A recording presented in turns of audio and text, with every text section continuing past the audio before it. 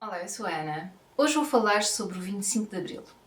Então, nós esta semana fazemos 50 anos que estamos numa democracia, cá em Portugal. Para quem não sabe, 25 de Abril de 1974 foi o ano em que nos conseguimos libertar de uma ditadura, a ditadura do Estado Novo, e que entramos numa democracia. Foi uma revolução muito pacífica. É uma coisa que, como portuguesa, me orgulha.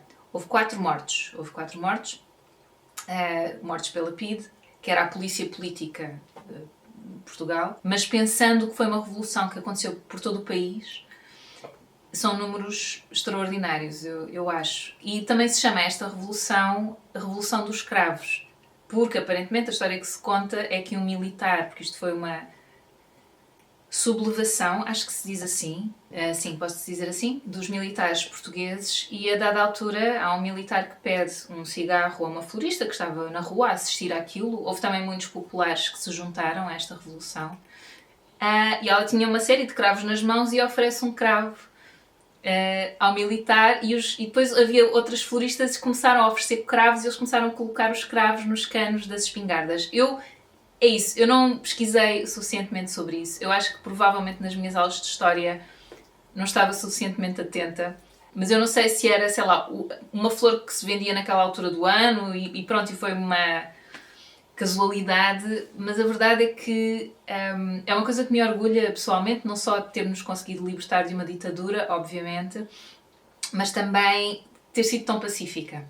Olá, esta é a primeira interrupção neste vídeo, ainda vão acontecer mais duas deste tipo. Hoje já é dia 24 de Abril, enfim, então a edição está a levar muito tempo, por isso é que eu não gosto de que estas coisas fiquem para durante a semana, enfim. Então, uma coisa importante é que, entretanto, foi-me sugerido um vídeo sobre os mortos do 25 de Abril, em que as famílias de alguns deles falam connosco. Isto é a propósito de um filme que saiu agora, que se chama Revolução Sem Sangue, que é assim como algumas pessoas se referem à Revolução de Abril, em que o 100 está riscado. Porque houve mortos, não é? Foram poucos, de facto, mas elas aconteceram. E eu fiquei, assim, um bocado sensibilizada, porque, de facto, estas famílias sofreram uma perda muito grande de repente, e isso não é reconhecido, e aparentemente não tem sido reconhecido pelo Estado, nunca houve um contacto, não... E isso é triste, eu tenho que confessar. Então eu vou colocar o link lá em baixo para esse vídeo, é uma reportagem da Renascença, e dizer os nomes de quem morreu. Portanto, foram 4 civis e um funcionário da PIDE. Então, João Arruda, Fernando Giesteira, Fernando Barreiros dos Reis, José Barneto e António Lage. Este filme que saiu agora é um relato um pouco ficcionado da vida destes jovens e do que se passou naquele dia. Eles falam sobretudo dos 4 civis e é isso. Pronto, eu queria partilhar convosco, acho que era importante. E então é isso, nós comemoramos 50 anos esta semana. Eu ia filmar um vídeo muito diferente no fim de semana, hoje é dia 22 de Abril, segunda-feira, e eu ia filmar um vídeo muito diferente durante o fim de semana. Era uma reação a uma casa, eu estou a gostar de filmar esses vídeos, mas não consegui no fim de semana, e hoje de manhã estava a pensar, ok, vou falar sobre esta casa assim, depois pensei, espera lá, nós estamos quase no 25 de Abril, eu tenho que falar no 25 de Abril. Não faz sentido não falar, não faz sentido nenhum. Então é isso, então no fundo, ouça, não vai ser nada de especial. Pronto, eu vou sugerir alguns livros que eu acho que têm a ver com este tema da liberdade no geral, da liberdade da mulher, de questões que dizem respeito a Portugal concretamente. Há um filme, foi o único filme, eu fui à minha lista do YouTube. Isto não é para vocês irem correr ver os meus vídeos no YouTube, não. Eu vou falar neles, portanto nem têm que ver os meus vídeos. É só saber que existe e também para eu me lembrar o que é que eu posso sugerir de coisas que tenham a ver com esta temática. Então eu tenho aqui o meu computador em cima da tábua, já sabem, é o costume. Ui, tenho aqui uma folhita, que era para não me perder muito. Mas já me perdi, porque já é a terceira vez que eu comecei este vídeo. Então, eu vou começar por vos sugerir a página de YouTube da Fundação Francisco Manuel dos Santos.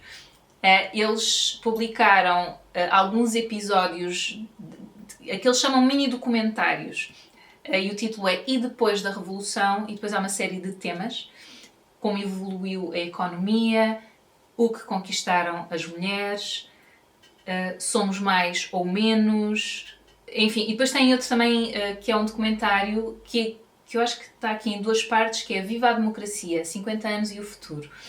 Portanto, eu gosto muito desta fundação. Eu acho que eles fazem um trabalho muito importante, muito relevante, muito focado na nossa realidade portuguesa, com uma série de investigadores, estudiosos, académicos, mas outros que também não são. Eu tenho ideia que já vi um ou outro vídeo que não é propriamente desse ramo académico, mas é sempre muito focado na realidade portuguesa e sim, e tem mais tendência para ir para o lado do estudo e da investigação. Estou-me a repetir, desculpem, mas acho que é uma fonte muito credível, é uma fonte muito boa. Eles no site têm também uma oferta de livros sobre variadíssimos temas, desde cultura, economia, religião, sei lá, tudo e mais alguma coisa. Livros muito acessíveis também, com preços muito acessíveis. Eu, se fosse a vocês, explorava, se ainda não conhecem. Eu acho mesmo que eles fazem um trabalho valioso. Portanto, essa é logo a primeira sugestão. Antes de entrar nas minhas sugestões, que eu acho que não são tão interessantes, não é? Depois, desculpem, eu fui à procura de como é que era ser mulher na altura do Estado Novo. Sabem que os meus pais ainda viveram no Estado Novo, quanto mais as minhas avós, não é? Só que os meus pais e as minhas avós, eles por acaso, tanto de um lado como do outro da minha família, foram realidades bastante parecidas. Portanto, é um meio mais urbano, vivendo num meio mais urbano, estiveram nas ex-colónias, estiveram em África, portanto são realidades bastante parecidas. E eu acho também, sinto que as minhas avós tiveram sorte, tanto materna quanto paterna, tiveram sorte com os maridos que tiveram. Pronto, eu acho que os meus avós eram talvez um pouco atípicos à época na forma como, daquilo que eu sei, é claro que há sempre muita coisa que a gente nunca sabe, não é? É isso, do que eu fui recolhendo, elas também tiveram sorte com os maridos que lhes calharam no sentido da liberdade que lhes davam. Porquê? Porque eu apontei, portanto, eu isso também posso colocar lá em baixo o link. Eu encontrei um pequeno artigo, que foi uma reportagem que fizeram, eu penso que é em 2014, na RTP, portanto também me parece que é uma boa fonte, para vocês verem, e que fala sobre qual era o ideal feminino do Estado Novo, e que eu percebo, pensando nas minhas avós, que elas não corresponderam em grande medida, e eu acho que foi uma questão de sorte, honestamente, pronto. Os meus pais, quando já eram muito jovens, quando se deu o 25 de Abril, se bem que o meu pai acho que participou um bocadinho mais, também era um bocadinho mais velho. Então, o que é que eu apontei aqui, como eram tratadas as mulheres do Estado Novo? Para já, há uma diferença entre a mulher de classe baixa e a mulher de classe média alta. É sempre assim, ainda agora é assim. Portanto, as mulheres de classe média alta normalmente não trabalhavam, nem lhes era permitido trabalhar pelos seus maridos, não era bem visto a mulher que trabalhava e que o homem deixava trabalhar. Logo aí as minhas avós saíam dessa norma, porque trabalharam as duas. O homem podia decidir de um dia para o outro que já não queria que a mulher trabalhasse e podia ir ao trabalho e rescindir ele o contrato, portanto o poder estava do lado deles. Existia uma desigualdade salarial mais gritante do que é agora, portanto ainda existe agora, mulheres que fazem o mesmo trabalho que homens, mas ganham menos. Na altura a diferença, a desigualdade era maior, portanto estamos a falar de 40%. Menos, ganhavam para fazerem exatamente a mesma coisa. Ok, vou-me socorrer aqui dos meus apontamentos, que sinto que já me estou a perder, sabem porquê? Porque eu começo a ficar irritada. Eu começo a ficar irritada e depois começo-me a perder. Então, as mulheres era suposto estarem em casa, claro, portanto, submissas, sempre subalternas, tinham que ter autorização para viajar, para trabalhar, não tinham direito à privacidade, o marido podia abrir a correspondência das mulheres. Aquela questão do marido poder anular o contrato de trabalho da mulher, eu não sabia disto, mas também foi chocante para mim. Enfermeiras, hospedeiras de bordo e telefonistas durante bastante tempo não se podiam casar e era dado uma... Isto aparece aqui neste documentáriozito, isto não é um documentário, é uma reportagem, são 10 minutos, vocês veem isto num instante, eu acho que está muito interessante. Era uma comissão de ética, ou era uma questão ética, ou seja, uma mulher que se casasse não podia ir trabalhar, estava fora de questão, tinha que ficar em casa, a tomar conta da casa, etc.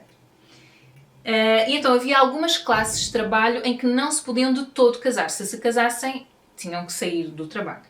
Enfermeiras, hospedeiras de bordo e telefonistas. Isto depois foi com o tempo alterando. Portanto, antes do 25 de Abril, em 1940, as telefonistas puderam começar-se a casar e as enfermeiras a partir de 1963. Pronto. Isto porque é isso, porque em se casando não era próprio, não era considerado próprio, ético, correto, moral, elas trabalharem estando casadas. Portanto, estando casadas, tinham que se dedicar à casa, ao marido e depois, eventualmente, aos filhos, etc. O homem podia matar em flagrante adultério e não era preso por isso. Portanto, no máximo, o que acontecia era, imaginem, uma pena de suspensa de não sei quantos meses, mas tinha acesso na mesma às contas e que uma das pessoas que é entrevistada, aliás, uma das pessoas que é muito importante, que é uma das Três Marias, desculpem. As Três Marias, que foram umas mulheres muito corajosas, digo-vos. Está aqui. Maria Teresa Horta, desculpem. Umas mulheres muito corajosas no seu tempo, que se atreveram a falar, ainda em ditadura, sobre os direitos das mulheres. Eu tenho ali um livro que elas escreveram que ainda não li, que tenho que ler. Bom, até me fica mal. E depois, podia ser repudiada a mulher pelo marido se não fosse virgem, quando do casamento. E depois precisamente a Maria Teresa Horta, a dada altura, cita um azulejo, que eles depois até mostram nesta reportagem, de uma casa que dizia: lá em casa manda ela, mas nela mando eu. Então, ou seja, pensando o que era a nossa realidade enquanto mulheres antes, não há muito tempo. 50 anos não é muito tempo. É isso, não foi há muito tempo. Às vezes uma pessoa esquece, sabem? Eu que nasci já em democracia, eu não sei, eu não faço ideia do que era viver sem a liberdade de eu dizer o que quisesse, de eu fazer o que quisesse, de eu tirar o curso que eu quero. Ainda agora se percebem restrições e tu és empurrada mais para uns cursos do que para outros. Não há tanta representatividade de mulheres em determinados cursos, que normalmente são aqueles que dão mais dinheiro. Neste momento, por exemplo, são as novas tecnologias, informática, etc. As mulheres são mais empurradas, entre aspas, ou estão mais representadas noutro tipo de profissões, que normalmente não são as que ganham melhor, portanto isso também é interessante. Ou seja, a mudança de mentalidades e de costumes leva muito mais tempo a mudar, não é?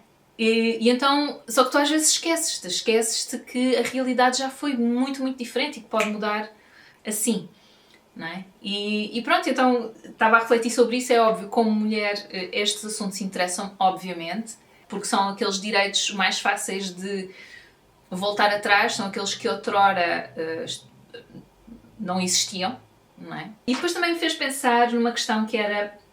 Eu estava a ler a Ativa, que é uma revista que a minha mãe compra, e estava a folhear e a dada altura aparece uma série de livros que têm a ver com liberdade, com a ditadura e tal, portanto com essas épocas, não só portuguesas, mas outras. E aparece lá um livro sugerido que são As Fúrias de Hitler, que eram mulheres nazis e como é que elas reagiam nesses ambientes opressivos, porque existe um tipo de violência que é muito específica, que é a violência sexual e que normalmente é contra as mulheres. E este livro, As Fúrias de Hitler, fez-me lembrar o filme A Zona de Interesse, de que eu também falei aqui no canal. E eu acho que a atriz que faz de mulher lá do... Eu já nem me lembro qual era o Himmler, já não me lembro.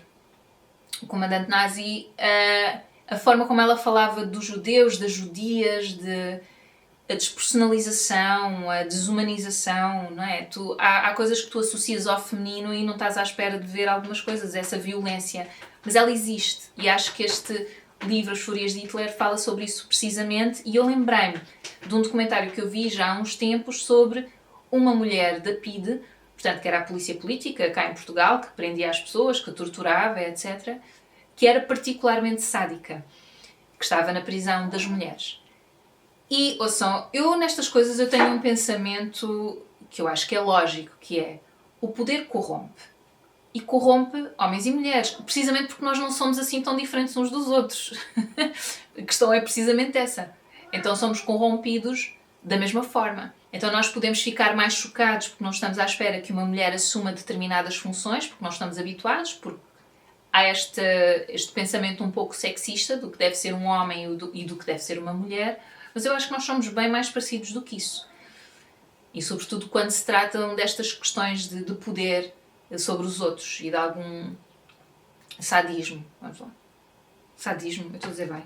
Era isso que eu queria dizer, exatamente. Pronto, fiquei na dúvida, não sei porque estava-me a soar mal. Enfim, então, fez-me pensar nisso, nessas questões. Eu vou aqui falar daquilo que eu separei do meu canal, que me lembrei, não é isso, não é para vocês irem ver o meu canal, é só para eu ver, pá, se calhar há aqui coisas que tenham de alguma forma a ver com esta questão da liberdade e esta questão da realidade portuguesa também.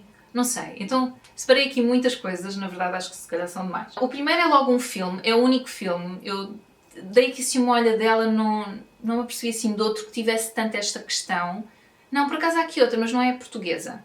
Não é a realidade portuguesa, mas também fala sobre liberdade. Então, a primeira, e vou só aqui procurar o outro. Então, é o filme Raiva, de Sérgio Treffaut, que fala especificamente de um caso que terá acontecido no Alentejo nos anos 30 do século XX. Estávamos em ditadura e havia muita pobreza no Alentejo. Acho que é um filme que vale a pena ver. A minha apreciação do filme não foi muito boa. E este filme, quando eu publiquei este vídeo, foi dos que teve mais visualizações, o que para mim significa mais de 1700 visualizações, 1754. E foi dos vídeos em que eu tive comentários simpáticos, mas tive comentários muito agressivos. Eu não critiquei a altura que se vivia, obviamente, eu estava a criticar o objeto artístico, o filme. E acho que fui incompreendida, mas consigo perceber que, por ser um tema que mexe muito com as memórias das pessoas de uma altura muito difícil, muito violenta, que isso tenha tirado alguma objetividade daquilo que eu estou aqui a fazer. É óbvio que eu nunca vou criticar uma época em que eu não vivi, porque não passei, tive sorte, esperemos não voltar atrás, porque enfim estes zunzuns que se ouvem metem medo, e estas coisas de que se tem falado ultimamente. Mas enfim, colocando tudo isso à parte, acho que é um filme que vale a pena ver e que fala de uma realidade muito dura, de um Portugal mais rural. Eu não tenho essa realidade, não foi a minha realidade enquanto fui crescendo, e não foi a realidade nem dos meus pais nem dos meus avós. Então eu não posso falar sobre isso de todo, ok? É só coisas que eu ou que estudei, ou que vi representados em documentários, ou em filme, ou etc. E dá para perceber que era uma vida com muita dificuldade e que mesmo assim havia pessoas com coragem e que não desistiam, sabem? E isso é muito inspirador. Para mim. Pronto. O outro filme que eu estava a falar não tem a ver com a realidade portuguesa, tem a ver com a realidade americana, chama-se I Am Not Your Negro e fala sobre a questão do racismo nos Estados Unidos. E, desculpem, eu nem sei, porque eu agora não vou ver isto, mas acho que fala sobretudo sobre o James Baldwin, que era um homem negro, muito culto, acho que ele era investigador, acho que também... eu agora não me lembro. Lá está, eu não vi. O Raiva, eu fui rever um pouco. Este não, peraí. Desculpem, pronto, isto foi mal preparado, está claro, mas eu encontrei aqui um artigo. Diz: I Am Not Your Negro é um filme documentário francês e estadunidense, portanto, dos Estados Unidos, de 2016, dirigido e escrito por Raoul Peck e James Baldwin e narrado por Samuel L. Jackson. Explora, baseado no manuscrito Remember This House, que será do James Baldwin, relações étnicas durante a luta dos direitos civis dos Estados Unidos, tendo como principais ícones Martin Luther King Jr., Malcolm X e Medgar Evers. Pronto. Desculpem, só um resumo. Eu lembro-me que gostei muito deste filme, portanto recomendo-o. Depois tem aqui uma série de livros, alguns que não têm a ver com a nossa realidade, mas têm a ver com a luta pela liberdade e com a luta por melhores condições. Portanto, um é A Liberdade é uma Luta Constante, de Angela Davis. Eu vou colocar, como é que eu faço isto? Se calhar ponho só a lista daquilo de que eu falei lá em baixo. Eu acho que sim. E se calhar pela ordem de que falei. Assim só para ficar minimamente organizado. Então é isso. Então eu vou falar dos livros. O primeiro, A Liberdade é uma Luta Constante, de Angela Davis. Para já, só o título do livro, A Liberdade é uma Luta Constante, para mim é a constatação de um facto. Eu lembro-me que uma ideia que ficou comigo deste livro foi a de que a luta pelos direitos de uns é a luta pelos direitos de todos. Então, se nós estamos a tirar direitos a um grupo... Eu não gosto muito deste pensamento. O que eu ia dizer é, se estamos a tirar direitos a um grupo, eventualmente chegaremos a nós. E eu acredito nisso. Agora, acho que isso é uma forma um bocado egoísta de se pensar. Que é, se me tocar a mim, eu preocupo-me. Enquanto não me toca a mim, eu não quero saber dos outros. É só, eu acho, pensarmos nos outros como seres humanos também. Da mesma forma que eu não sou muito fã de julgamentos sumários, mesmo de pessoas que fizeram coisas horríveis, acho que elas também devem ser tratadas como seres humanos, porque senão estamos a tratar-nos todos se não estamos a fazer exatamente o mesmo, estamos a desumanizar. Portanto, não sei, eu não quero falar de coisas muito concretas porque sou capaz de chocar, mas eu tenho mesmo este pensamento que mesmo que uma pessoa tenha feito uma coisa horrível, eu percebo que a família de quem foi, não sei o quê, que queira pelas próprias mãos fazer cenas, mas um sistema não deve fazer isso, deve humanizar toda a gente. Um sistema político que exista deve humanizar toda a gente. Portanto, tudo que sejam discursos que desumanizam, a mim não me interessam.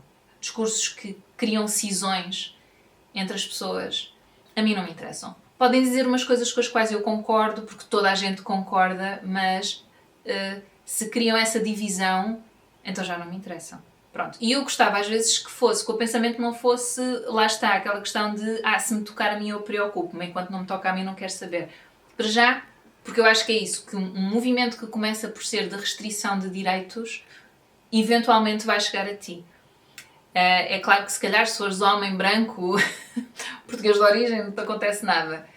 Olá, desculpem, assim, não estou apresentável, mas eu queria deixar aqui uma adenda, que é, isto é no dia seguinte, portanto já é 23 de Abril, eu ainda não acabei de editar o vídeo, e estava a pensar, quando eu digo, sinto que fui injusta quando digo, a menos que sejas homem, branco, não sei o quê, português de gema, mas a verdade é que no regime salazarista, portanto, durante a nossa ditadura, isso não era garantia que não fosses perseguido, quer dizer, se tinhas uma opinião diferente da do regime, eras perseguido por isso mesmo, e muita gente, aqueles que conseguiram saíram do país, outros foram presos, etc. Portanto, isso também não é garantia de nada neste tipo de regimes, todos são perseguidos. Se uns não são livres, ninguém é livre. É assim que funciona. Ou então, usufruis de alguma forma do regime, concordas e estás completamente integrado na estrutura, claro, também é possível.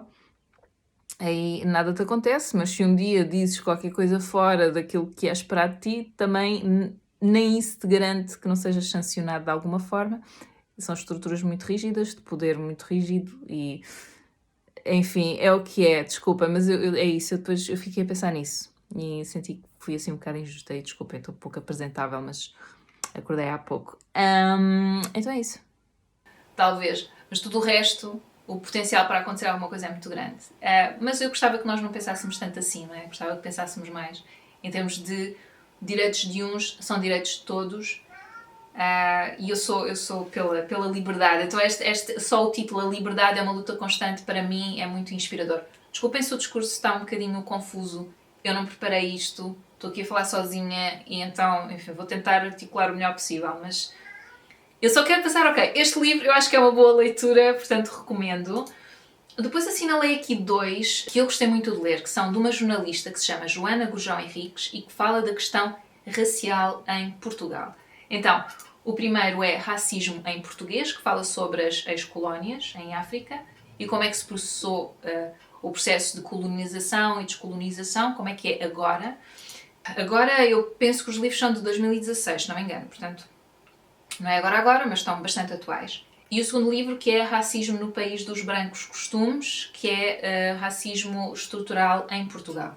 Portanto, ela é jornalista, investigadora e fez um trabalho que eu achei muito interessante e muito valioso, portanto recomendo a leitura dos livros também para compreender a realidade que estas comunidades enfrentam cá em Portugal. Ouçam, eu nem gosto de falar de comunidades porque parece que estou logo a criar uma separação nós, eles. Não acredito nisso, acho que somos todos iguais, honestamente. Temos mais ou menos melanina no rosto, vimos de realidades diferentes e temos histórias de vida diferentes, mas acho que somos todos seres humanos e devemos ser tratados com respeito, pronto. Mas a verdade é que as pessoas são tratadas de forma diferente pela sua aparência física. Okay? Então, ter uma pele mais escura significa muitas vezes que vão ser pior tratadas. Essa é uma realidade, é a nossa realidade. Com certeza já assistiram a coisas deste género. Eu já assisti e não acho que seja caso único. Pronto. Depois, um livro do Ricardo Araújo Pereira, Estar Vivo Aleija. Eu já li alguns livros do Ricardo Araújo Pereira. Eu acho imensa piada, eu gosto do sentido do humor dele. E rio-me também com as coisas que ele escreve. Gosto muito de o ver na televisão. Ele agora tem aquele programa que passa na SIC que é Isto é Gozar com Quem Trabalha, é esse? Já não sei, acho que sim. Pronto, passa na SIC ao domingo à noite e Eu acho que ele tem muito jeito para interpretar também, para aquela parte mais teatro físico. Acho que ele tem muito jeito. Eu estou farto de me rir com ele. Este livro eu até escolhi mais por causa do título. Estar vivo aleija. Não sei, porque às vezes sinto que estamos todos muito sensíveis. Não se pode dizer nada, não se pode... Eu acho... Ouçam, isto é uma generalização. Eu, na minha realidade pessoal, no meu contacto com outras pessoas... Aquilo que eu noto, e em mim também, eu quando digo estas coisas, eu também noto isso em mim, não é os outros são todos e eu... Não, eu também noto isso em mim. É uma dificuldade em ouvir. Queremos todos dizer o que é que nós achamos, o que é que nós pensamos sobre determinada coisa e estamos pouco disponíveis para ouvir. Então às vezes eu sinto que o problema maior neste momento, que eu sinto assim de uma forma geral, na interação com outras pessoas, é esse. Somos todos um pouco vedetas. Sim, um pouco isso, de vez em quando. E eu tento estar consciente disso, que é para não querer logo interromper e querer logo falar e dar a minha opinião e a pessoa está a falar, eu nem a estou a ouvir, eu já estou a pensar no que é que eu vou responder. Eu tento não fazer isso. Às vezes é uma questão de hábito e eu começo a fazer tipo, Ana, não, ouve o que a pessoa está a dizer. Enfim. Mas nesse sentido também, se calhar... Não parece ter muita relação com este livro agora, mas o estar vivo aleija é uma coisa tipo a la paliça, é uma coisa que é óbvia, não é? Estar vivo pode acontecer chatear-te, ofender-te, e isso não é o final do mundo e não quer dizer que tenha que parar de haver diálogo entre as pessoas, mesmo que não concordem, que achem coisas diferentes. Acho que pode sempre existir diálogo e comunicação, é a minha visão das coisas. Não quer dizer que eu também tenho imensa dificuldade sempre em dialogar e ouvir com muita calma. Não. Mas tento. Faço com que isso seja assim um objetivo meu, é isso que eu almejo, mas é difícil por vezes. Pronto, e é um escritor português e é pela liberdade e pronto, eu gosto muito de ouvir e aconselho que leiam. Depois há o livro Mulheres e Poder, um manifesto, da historiadora inglesa Mary Beard. Eu este livro coloquei aqui por causa da questão da mulher e ela fala de como é que a nossa voz é calada desde muito cedo, portanto aparecem registros, neste caso é num dos clássicos, é a Ilíada. Não sei se é a Ilíada, se é a Odisseia, em que há um jovem adolescente que manda a mãe calar-se e ir para o quarto dela. É assim uma coisa. Então, a historiadora, a partir daqui, mostra como é que a voz da mulher tem vindo a ser silenciada desde tempos imemoriais, desde, pelo menos, a antiguidade clássica grega. É um livro que eu acho muito interessante, é muito acessível, eu acho que a tradução não é das melhores, mas está bom, é daquilo que eu me recordo. Agora também disse isto, não sei se não estou a ser injusta. É um livro que eu aconselho, eu gostei de o ler. Pronto. Depois, outra sugestão. E Deus criou a mulher, Mulheres e Teologia, então a representação da mulher na religião cristã. E é um livro que reúne vários ensaios escritos por várias investigadoras diferentes e é coordenado por Isabel Caldeira, que eu penso que é uma investigadora também, e Anselmo Borges, que é um padre teólogo e ele trabalha numa universidade também, agora não me lembro qual é, desculpem. Bom, e é um livro que eu também gostei bastante de ler, achei uns ensaios um bocadinho mais complicados do que outros, são assim um bocadinho com uma linguagem académica mais difícil, mas gostei muito de ler este livro. Não gosto nada do meu penteado aqui, mas pronto, não interessa, passa à frente. Isto é outra coisa, esperem, antes deste. As Mulheres na Filosofia, só para continuar no mesmo tema, de Maria Luísa Ribeiro Ferreira, uma filósofa portuguesa. Achei um livro muito, muito interessante. Eu até li este livro num estudo para um trabalho que fiz há 2 anos e gostei muito do livro. É também um conjunto de... eu não sei se são bem ensaios, eu penso que sim, que esta filósofa escreveu sobre o papel da mulher na filosofia, sobre mulheres filósofas. Alguns ensaios são mais reflexões. Achei um livro muito interessante. Lá está. Um ou outro texto achei um pouco mais difícil de compreender, outros mais acessíveis, mas no geral gostei muito do livro. Depois tenho aqui outro livro que é Teoria King Kong, de Virginie Despentes. Este livro é um bocado impressionante, é dos mais recentes que eu li, isto foi o ano passado, pelos vistos. Foi precisamente há um ano, e abril do ano passado. E é um livro um bocado impressionante. Esta mulher foi violada quando era muito jovem e ela depois fala sobre... Ela, no fundo, faz uma reflexão sobre o que foi essa violação e o que foi o percurso dela a nível da aceitação da sua sexualidade ao longo da sua vida. Ela depois fez um filme que foi um grande escândalo na altura, porque ela no fundo mostra, eu não vi o filme, mas ela fala sobre o filme, em que ela mostra duas mulheres que são, ou é uma mulher só, já não me lembro, que é violada e que depois se vinga dos homens e vai atrás deles e mata-os, e acho que é um filme muito... como é que se diz? Está-me a faltar a palavra, uma palavra específica, desculpem, mas é muito violento. É muito violenta a forma depois como elas se vingam e que foi muito criticada à altura, o que não deixa de ser curioso, enfim, com o que é que ficaram mais ofendidos? Com o facto de elas serem violadas no filme ou com o facto de elas terem vingado? Não sei. Fica ao mistério. Olá, então esta é a última interrupção, prometo. Eu esqueci-me deste livro, porquê? Porque eu ainda não o li. Por isso é que ele não está na lista. Mas eu queria falar dele, claro, ele é super relevante. Apesar de eu ainda não o ter lido, acredito que é um bom documento do que aconteceu com as mulheres que foram presas durante a altura do fascismo. E eu penso que neste livro...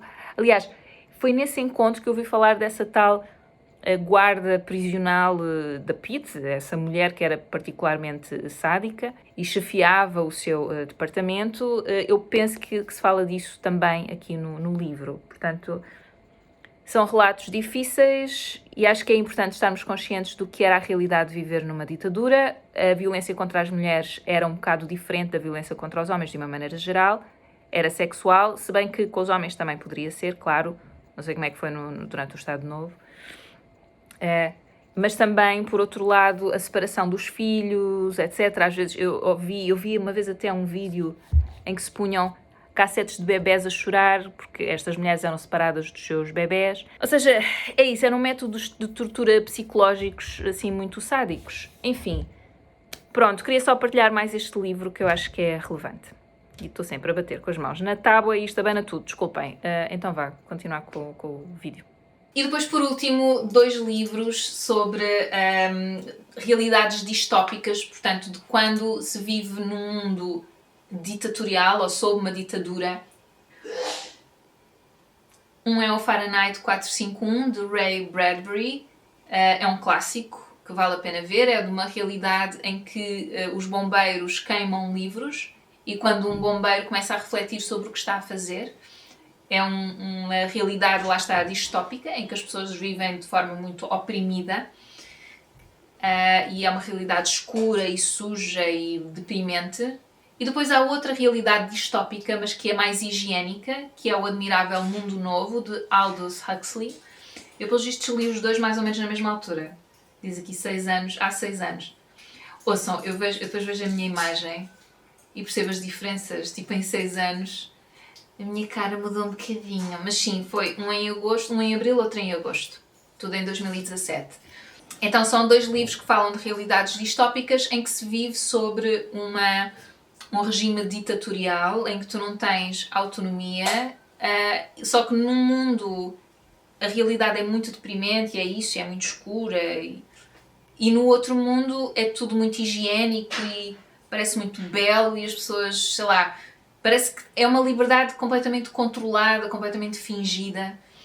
E então acho que os 2 livros não são clássicos por acaso, não é? Obviamente, e acho que são 2 livros que vale a pena ler.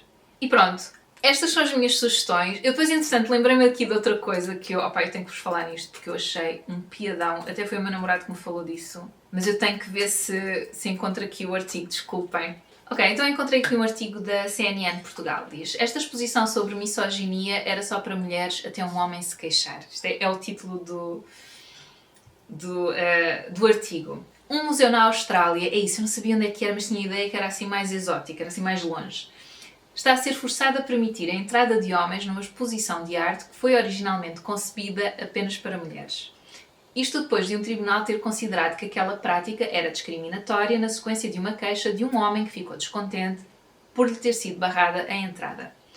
O Museum of Old and New, na Tasmânia, foi condenado a deixar de recusar a entrada de pessoas que não se identificam como mulheres na sua exposição Ladies Lounge, dentro de 28 dias. Portanto, isto foi publicado no dia 19, portanto há poucos dias.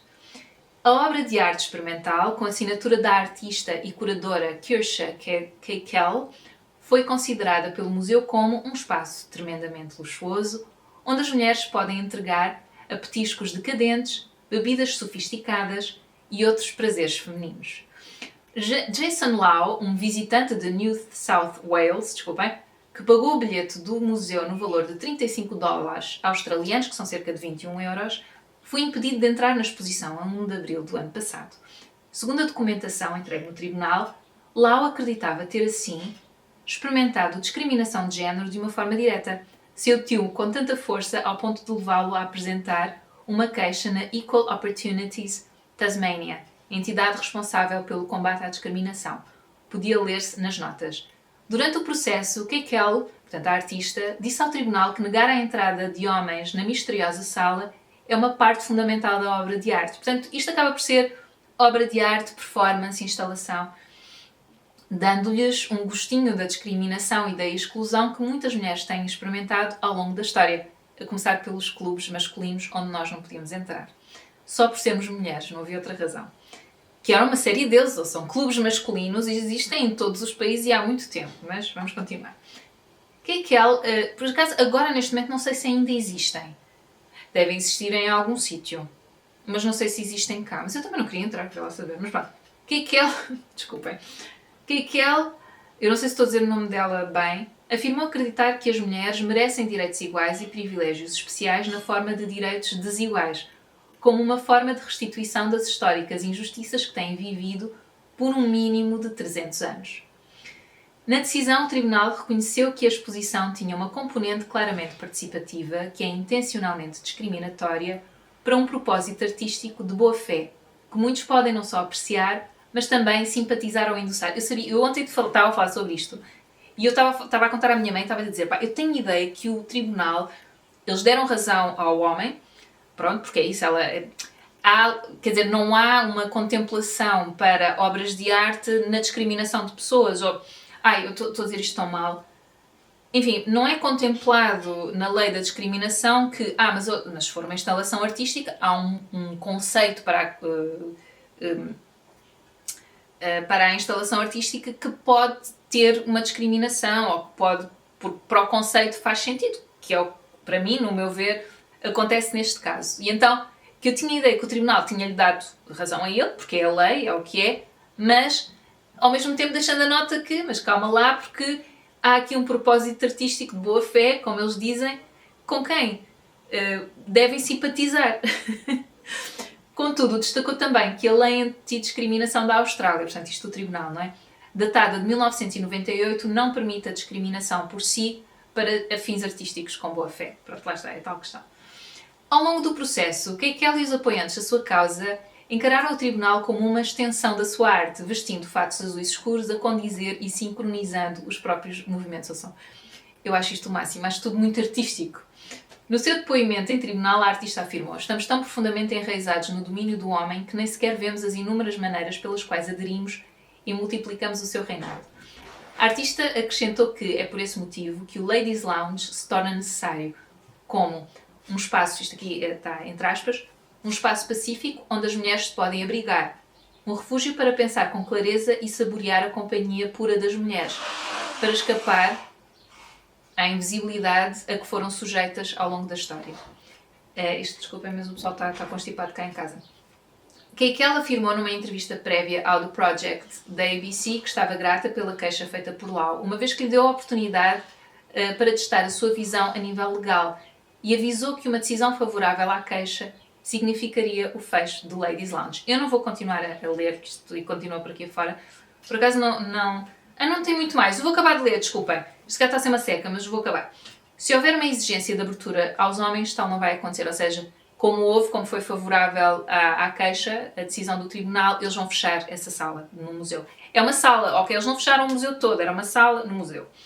Depois da decisão do tribunal, na passada terça-feira, um porta-voz do MoNA, portanto do museu que acolheu esta exposição, disse à CNN que a instituição estava profundamente desapontada.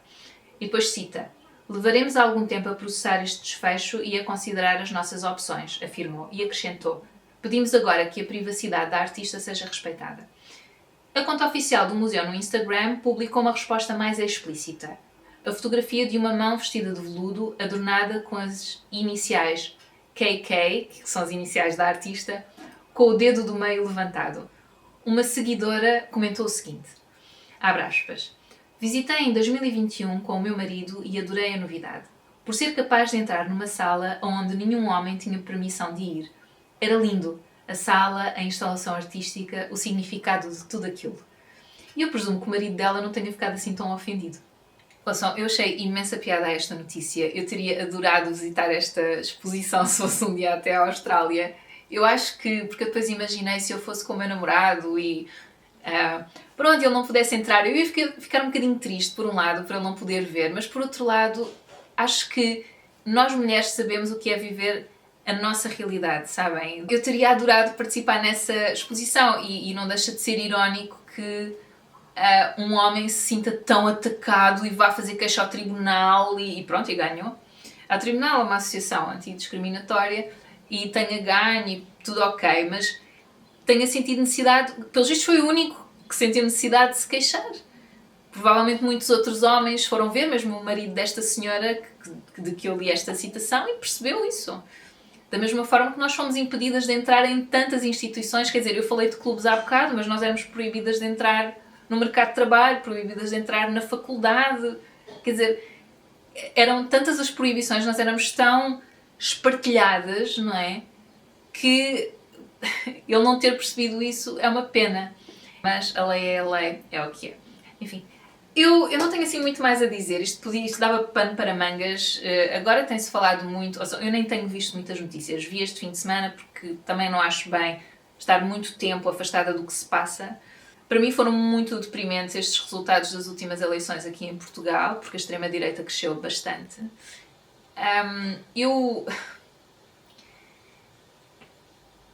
Eu não consigo perceber, sabem? Consigo e não consigo. Eu consigo perceber a insatisfação, porque eu própria estou insatisfeita com muita coisa no nosso país.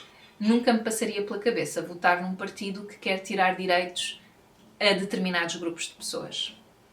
Isso nunca me passaria pela cabeça. E depois que são financiados por grupos de pessoas muito ricas, isso é público e a gente sabe, de famílias ricas de Portugal. Quer dizer, eu acho que eles não têm o bem da pessoa pobre assim no topo das suas prioridades, e se estão a financiar tanto é porque esperam alguma coisa em troca. Então,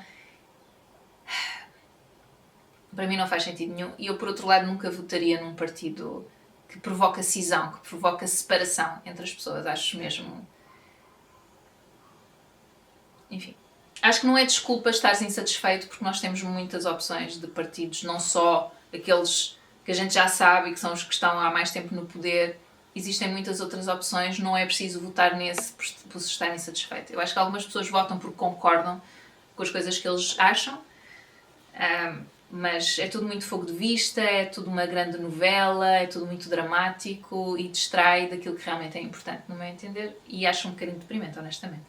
E depois aquela importância toda que foi dada ao lançamento de um livro, que até me apareceu, ele aparece-me logo, eu fui à UC, que é um site de livros, eu gosto muito, eles funcionam muito bem, e é dos primeiros que aparece aqui. Olha, por acaso não, o primeiro que me aparece é Catarina e a Beleza de Matar Fascistas, que é uma peça de teatro do Tiago Rodrigues. Eu comprei o livro, quero muito ler, infelizmente não consegui ver a peça, mas é Identidade e Família, pronto, eu sou. A quantidade de coisas que eu já ouvi, em relação à mulher, não é? Porque, claro, esta questão da identidade e família depois tem muito a ver com a família heteronormativa, homem, mulher, juntos, e a mulher com um papel muito específico dentro da família. Portanto, retirar-nos direitos, no fundo, nós não podermos escolher. Assusta-me isto, vou ser-vos sincera. É claro que eu sei que estas pessoas existem. Eu não acho que sejam a maioria. Então é isso. Então eu tento pensar que não é assim tanta gente. Estas questões de existirem famílias diferentes da norma, não é? Portanto, sendo a norma até é a maioria do que existe, homem, mulher, pronto. Eu acho que isso é positivo, eu não vejo isso como algo negativo. Eu acho que é positivo tu saberes que existem outras formas de se viver em família e sei lá, e que se tu sentires algo que é diferente, que isso não é que não te sintas mal por te sentires diferente, que isso não tem mal, é só uma forma diferente de viver a vida amorosa, a sexualidade, etc. Eu não sei, tudo que seja da vida privada e que envolve adultos, eu acho que realmente nós não temos nada a ver com isso. E se as pessoas são felizes, criam famílias felizes. É assim, quer dizer, quantas famílias heterossexuais são cruéis para os seus filhos, tratam-se mal uns aos outros? Isso não é garantia de nada. De nada. Criar essas regras, para quê? Não sei se é aquela coisa de preservar um status quo, dos homens sentirem-se diminuídos de alguma forma. Não sei o que é que se passa aqui. Mas existirem diferentes modelos de família, para mim, é uma coisa positiva. Apesar de eu, pessoalmente, até encaixar na norma. Não vejo mal nenhum em existirem outros modelos e as pessoas, se quiserem, depois. É tudo tão... Sei, às vezes sinto que se complica tudo muito. Tudo o que é diferente. Cria-se uma norma, atribui-se uma moralidade a essa norma e depois, se tu não correspondes, é um sofrimento. E para quê? Não se está a fazer mal a ninguém. Eu... tenho muita dificuldade. Então, eu espero que não se volte atrás, eu espero que se comemore. Eu quero comemorar este 25 de Abril, claro. Eu nunca estive muito atenta, quer dizer, eu sempre fui muito grata, obviamente, por viver numa democracia e sempre se falou de política em minha casa, mas este ano é especial, não é? Porque é um marco, são 50 anos e nós sentimos talvez todos um pouco em baixo, não é? Porque sentimos que andámos um bocado para trás com esta nova disposição na Assembleia da República. É claro que há pessoas que estão contentes, obviamente, aquelas pessoas todas que votaram na extrema-direita, mas... enfim, espero que dê para comemorar e que seja pacífico e pronto, e nós vamos continuando aqui a andar para a frente o melhor que conseguirmos, não é? É isso, não tenho mais nada para dizer, já estou a divagar muito. Pronto, eu espero que estejam bem e depois vou retomar os meus vídeos normais e apolíticos e é isso. E até à próxima. Tchau, tchau. Quer dizer, apolíticos não sei, porque eu às vezes falo assim de politiquices, assim, mas é, sei lá, é porque calha. Mas pronto, mas não estou a planear. Então vá, tchau.